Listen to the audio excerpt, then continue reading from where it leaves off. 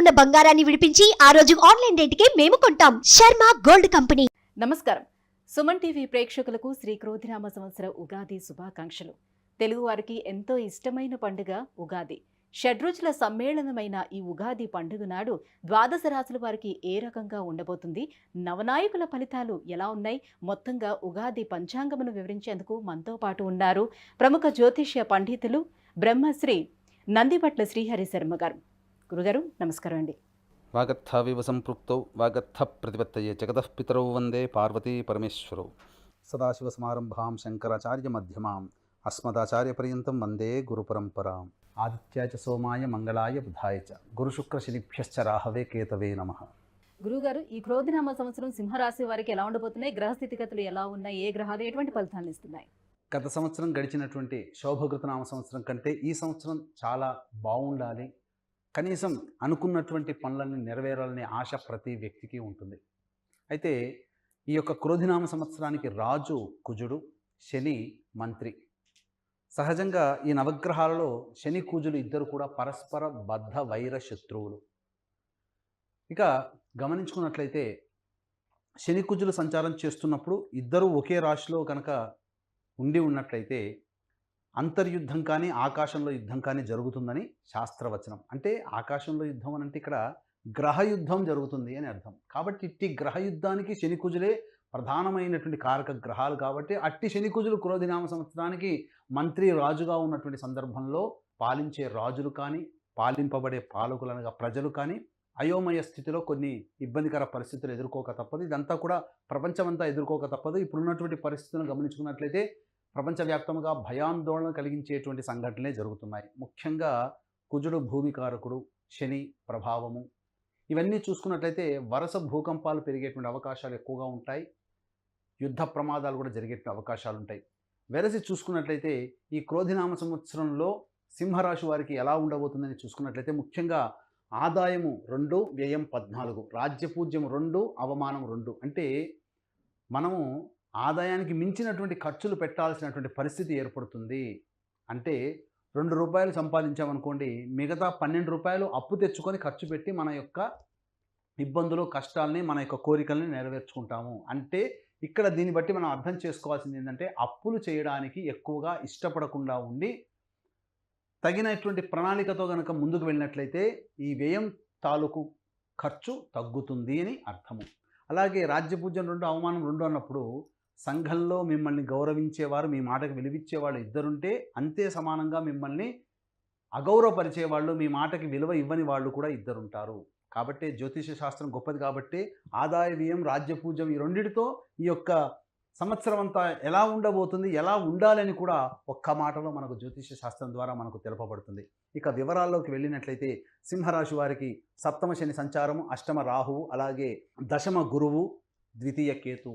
వెరసి ఈ యొక్క గ్రహాల యొక్క స్థితిగతులను కనుక పరిశీలన చేసుకుంటే అంత ఆశాజనకమైనటువంటి పరిస్థితి ఈ యొక్క సింహరాశి వారికి ఉండలేదు అని చెప్పవచ్చు. కారణం ఏంటంటే యోగకారక గ్రహమైనటువంటి గురువు దశమ స్థానంలో ఉండడం, అష్టమ రాహువు ప్రధానంగా, ద్వితీయ కేతువు ప్రధానంగా ఇబ్బందికర పరిస్థితులు, సప్తమ శని ఇబ్బందికర పరిస్థితులు అనేటువంటివి ఉంటాయి. పూర్వార్ధం కంటే ఉత్తరార్ధం కొంత మేలని చెప్పవచ్చు. కాబట్టి ఈ సంవత్సరం అంతా కూడా ఆశాజనకంగా లేక నిరాశ నిస్పృహలతో ఈ సింహరాశి వారు జీవించాలనంటే కొన్ని సమయాలు మాత్రం అనుకూలంగా ఉన్నటువంటి సమయాలు ఉంటాయి. కాబట్టి ఆ సమయంలో మీరు ప్రణాళికాబద్ధంగా మీరు ముందడుగు వేసినట్లయితే మీ యొక్క ఇబ్బందుల కష్టాలన్నీ కూడా తొలగిపోతాయని చెప్పవచ్చు. ముఖ్యంగా ఏదా సమయం అంటే సింహలగ్నానికి యోగకారకుడైనటువంటి కుజుడు స్తంభించి 21 అక్టోబర్ 2024 నుంచి 21 జనవరి 2025 వరకు కర్కాటక రాశిలో సంచారం జరుగుతుండడం, అలాగే ఈ యొక్క సింహరాశి వారికి భాగస్వామ్యాన్ని అనగా ఇతరుల యొక్క సహాయ సహకారాలు అందించేటువంటి శని బలహీనుడైపోయినటువంటి సమయం. శని మౌఢ్యం 23 ఫిబ్రవరి 2025 నుంచి 29 మార్చి 2025 వరకు కూడా శని మౌఢ్యమి కారణం చేత, శని బలహీనుడైనటువంటి కారణం చేత ఆ సమయంలో మీకు ఆశాజనకమైనటువంటి ఫలితాలు పొందుతారని చెప్పవచ్చు. ముఖ్యంగా రాజకీయ రంగంలో ఉన్నటువంటి ఈ యొక్క సింహరాశిలో జన్మించినటువంటి వారికి నిరాశ తప్పదు. ఆశించిన మేర ఫలితం పొందకపోవడం, ఎందుకంటే రాహుబలం లేని కారణం చేత ఆశించిన పదవిని పొందలేకపోవడం అవకాశాలు ఎక్కువగా ఉంటాయని చెప్పవచ్చు. ఇక గమనించుకున్నట్లయితే జీవిత భాగస్వాములతో చక్కగా ప్రేమతో మెలిగినట్లయితే సింహరాశి వారికి దాంపత్యం అనుకూలంగా ఉంటుంది.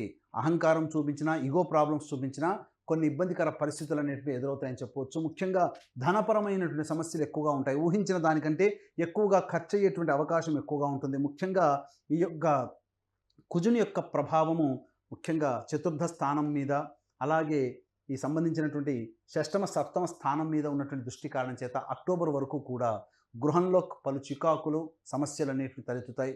గృహోపకరణాలకి ఎక్కువగా వ్యయం చేయాల్సినటువంటి పరిస్థితులు, అనవసరమైనటువంటి ఖర్చులు పెరిగేటువంటి అవకాశం ఉంటుంది. అలాగే శత్రు సమస్యలు కూడా పెరుగుతాయి. మీరు అనుకున్న వాళ్ళు మీకు శత్రువులుగా మారేటువంటి అవకాశం ఉంటుంది. ఏది ఏమైనప్పటికీ కూడా ఈ కర్కాటక రాశిలో జన్మించినటువంటి వారికి ముఖ్యంగా వ్యాపారస్తులకి కొంత ఆశాజనకమైనటువంటి పరిస్థితి ఉంటుంది. రిటైల్ రంగంలో ఉన్నటువంటి వారు, హోల్సేల్ రంగంలో ఉన్నటువంటి వారికి ఆశించిన మేర ఫలితాలు పొందుతారని చెప్పవచ్చు. అలాగే ఇక జ్యువెలరీ రంగంలో కానీ, హోటల్ బిజినెస్, అలాగే జనరల్ స్టోర్ రంగంలో ఉన్నటువంటి వారు, విద్యాలయాల్లో ఉన్నటువంటి వారు కాస్త మంచి పోరాట పటిమ కనుక చూపించి ప్రత్యర్థులతో ధీటుగా కనుక మీరు మీ యొక్క వ్యాపారాన్ని విస్తరించుకున్నట్లయితే అద్భుతమైనటువంటి యోగాన్ని సింహరాశి వారు పొందుతారని చెప్పవచ్చు. విద్యార్థులు కాస్త అధిక శ్రమ పడితే తప్ప ఉత్తీర్ణత 100కి 100% పొందలేనటువంటి పరిస్థితి ఉంటుంది. ముఖ్యంగా ఈ సింహరాశి వారు ఆరోగ్యం పట్ల శ్రద్ధ వహించాల్సినటువంటి పరిస్థితి.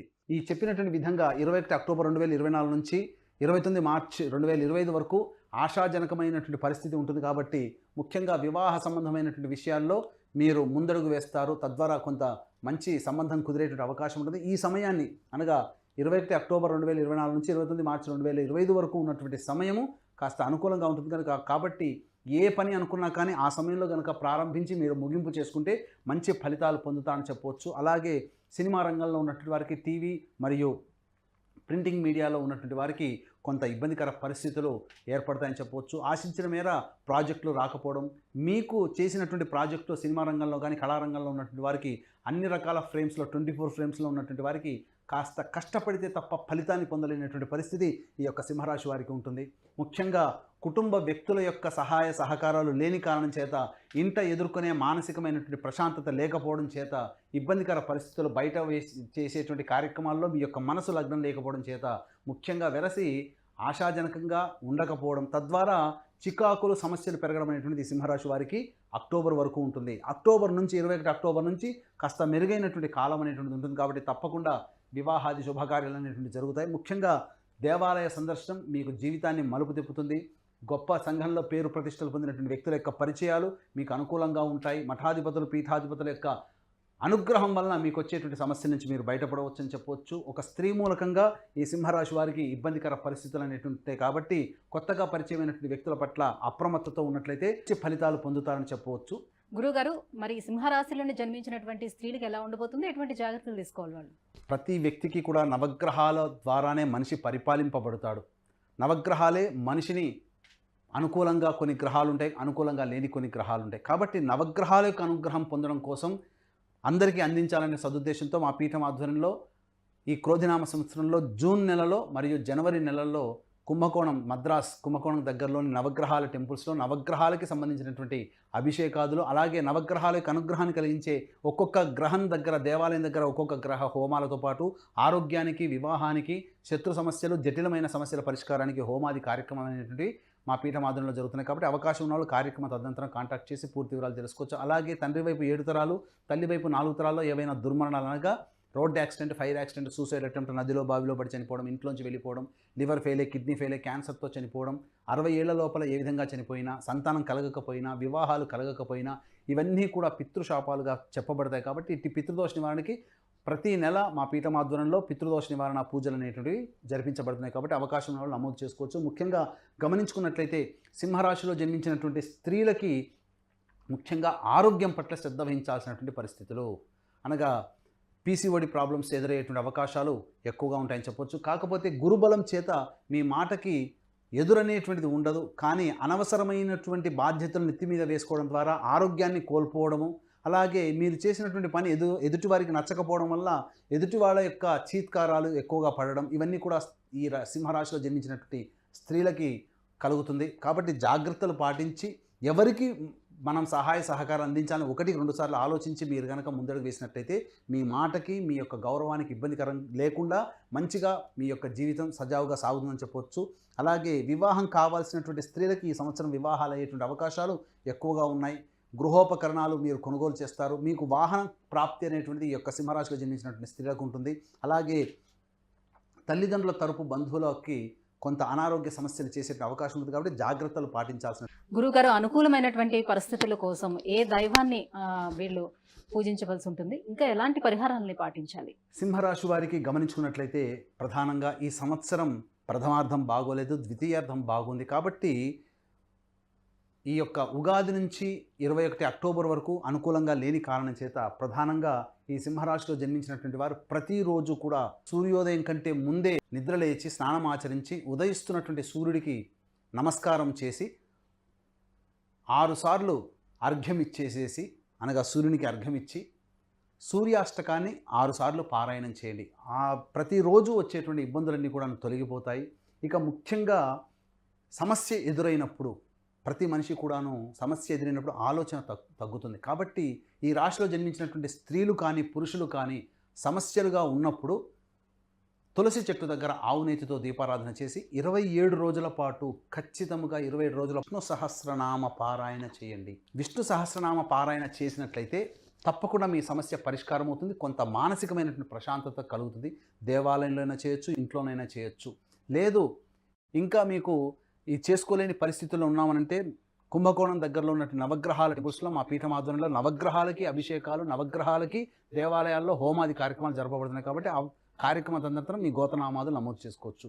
ఇక ఈ యొక్క సింహరాశి వారికి అదృష్ట సంఖ్య 1, అదృష్ట వారము గురువారము, ఆదివారము, మంగళవారం అని చెప్పవచ్చు. గురుగారు, ఈ సింహరాశి వారికి ఈ క్రోధినామ సంవత్సరం ఎలా ఉండబోతుంది, ఎటువంటి పరిహారాలను పాటించుకుంటే వారికి మరింత యోగదాయకంగా ఉండబోతుందనే విషయాన్ని తెలియజేసినందుకు ధన్యవాదాలు. సర్వం శ్రీ ఉమామహేశ్వర పరబ్రహ్మార్పణమస్తు.